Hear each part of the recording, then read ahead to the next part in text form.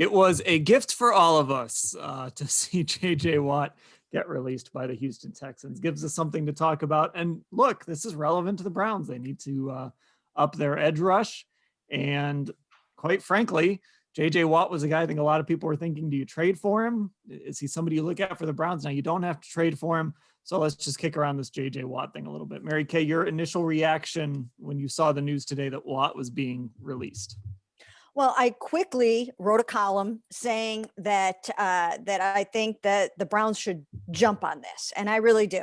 I think they should pick up the phone immediately if they haven't done so already, and inquire about signing J.J. Watt. And I actually think they probably will do that because they do need a pass rusher. And when a J.J. Watt falls into your lap, you absolutely 100% have to pursue it. Now, Dan, on a podcast earlier, I think it was last week, at one point, you asked me that question at the end of the podcast, who would you rather have if you could only have one, Richard Sherman or JJ Watt? I actually did say JJ Watt for some of the reasons that I put in this column. And that is, I think he would pair very nicely with Myles Garrett. I think that this system that Joe Woods runs would be very conducive to coaxing a double-digit sack season potentially out of JJ Watt, because Myles Garrett draws the double teams, leaves JJ a little bit free. He didn't have that luxury last year. Now, in 2019, he was a little bit hurt, but the year before that, in 2018, he had 16 sacks. Yes, he's going to be 32 years old, but I still think he's got plenty left in the tank. I think a change of scenery will do him good, and they have the money to sign him. Go for it. Ellis, your reaction?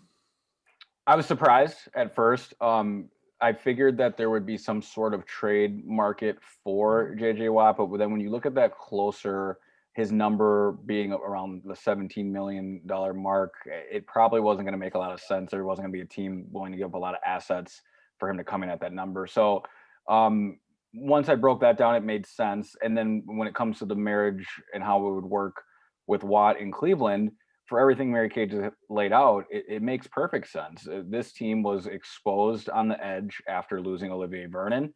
I still think about that Chiefs game and how Ovi probably would have impacted that game and definitely made Chad Henne's life a little more challenging in there. And I think he definitely doesn't allow that rush at the end of the game, just being a better athlete than a guy like Adrian Claiborne, who is a role player at this point in his career. I think he just was in a spot where they asked him to do a little too much.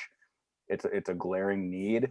Now, the thing with JJ is, if you put on the tape still, like if you watch some reps of JJ this year, I mean, he's still got it. I don't think he's an every down player, but he is a guy that when he's on the field and playing, let's say there's 70 snaps in a game, if he's playing 60, 64 of them, they're great reps. And offenses need to know where he is. He is still facing a plethora of double teams. I don't know what the dollar amount necessarily would be for Watt coming in.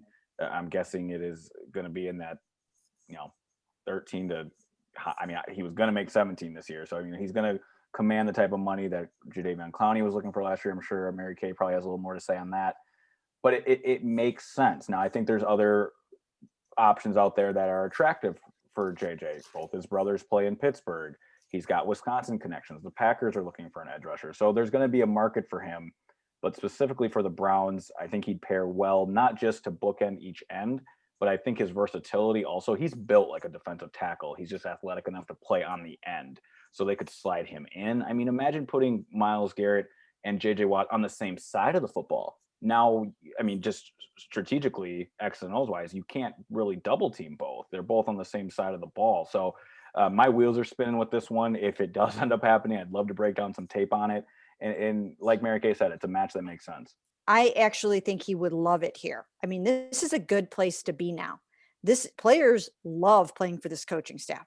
They love Kevin Stefanski. They love Joe Woods.